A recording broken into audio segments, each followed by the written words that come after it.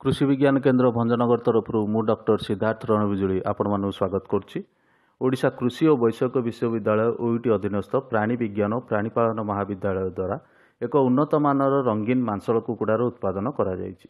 कलिंग पल्लीश्री नामित यह कुकुड़ाटी उन्नत ज्ञानकौशल माध्यम ओडिशार चाषी भाई और भौणी मानक पई प्रस्तुत करा जायछि। एही कुकुड़ा 5 सप्ताह बिक्री योग्य हो पारे एवं यार शरीर बा परर रंग देशी कुकुड़ा भली हेबा सह मांस सुस्वादु अटे। आबद्ध किंबा अर्ध आबद्ध प्रणाली यार उत्पादन क्षमता अधिक रही है। दाना विनियोग में चिआर ओजन हाराहारी 44 ग्राम होता बेले 7 दिनिया चिआर ओजन हाराहारी 108 ग्राम होता है। सेहीपरि भाव 21 दिनिया चिआर ओजन हाराहारी 253 ग्राम होता बेले 7 सप्ताह यार ओजन 1700 ग्राम पर्यंत हो पारे। 7 सप्ताह पर्यंत खाद्य विनियोग क्षमता 1.88 रहा सहित चिआ मृत्यु हार मात्र 2% रही है। शीघ्र बढ़िया जोगु यह ब्रॉयलर कुकुड़ा भली त्वरित लाभ देवा सह वार्षिक अधिक ब्याचर कुकुड़ा करी लाभर परिमाण बढ़ाई दे पारे। कृषि विज्ञान केन्द्र भंजनगर तरफ धन्यवाद।